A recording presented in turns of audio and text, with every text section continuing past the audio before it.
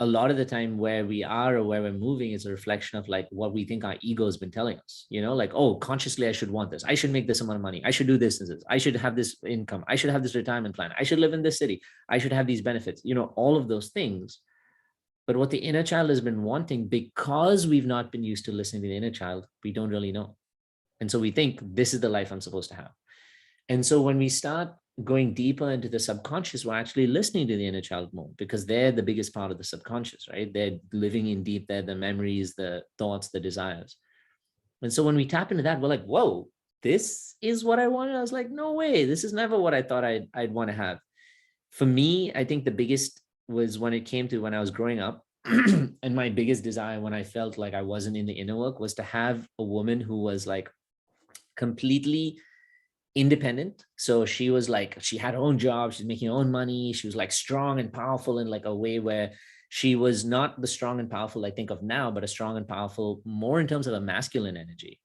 And so I looked at the type of women I was attracting, and physically also they were a representation of that. Tall, yes, but like generally like broad shoulders, physically athletic, whatever. And I looked at it and I was like, is this, but when I attracted them, the relationship just seemed so like it wasn't working out. It was so like, conflicted. As I started to do the inner work, I realized that what I wanted was a woman who had such strong femininity that she could hold me accountable to being more masculine. And my healing allowed me to show me that I have a responsibility to myself to be more masculine and to someone I want to attract. And so that concept of dependency, it didn't look to me as dependency at all, but it looked to me as the feminine giving me something and needing my accountability to provide something in exchange, whatever that was, whether it was right from protection to ownership to responsibility and accountability, all the things we think of like, are associated with the masculine trait, and whatever that looks like in a relationship, right? And I'm like, whoa, now what I think I want to attract is like so different. But the more we tap into, that's what they call the intuition, the like the inner child. It's all part of the same like brain stem. So the more we tap into it, we're like, maybe this is what I really do want. Now the second part of it is then, okay, if I have to make life decisions, what if I make life decisions on the visualization that I had? I actually think they're perfect, because you may get to that spot, or you may find that specific thing and be like, okay, I'm going to move towards this, I'm going to work in that direction. And when you get there, you may realize that that may not be exactly what you want or how you figured it out to be, but it is the most pivotal step in you getting to the next step and the next step of where you really need to be for yourself.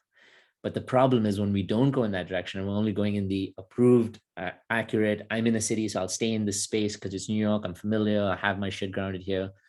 We're limiting our human experience and our human expression. So I would say, if you guys have seen something in your visualizations, be brave, go for them, own it, be it, do it. I mean, I'm in San Diego today, tomorrow I'm leaving to Mexico, and I thought San Diego was the place I was going to like live and everything. And it wasn't. I dreamed it and I thought, and I came here and I was like, oh, this is going to be it. But since I came here, I've seen so much of what I need to in my life, and I wouldn't have if I didn't come here. So in a way, I was meant to be here, even if it wasn't for like what my ego hoped it would be, like a lifelong thing, blah, blah, blah. It was what I needed right now. And you guys have to honor that in your lives. You are all such powerful, brave beings. You don't need someone else. You don't need anything to let yourself and give yourself permission to go to the next step, to access what you want, to believe in what you can have, to give yourself like that dream of who you really want to be. Hey, and welcome to the Inner Yats YouTube page. If you like our content, make sure you click the like and the subscribe button so that you get more of these amazing videos that keep coming your way.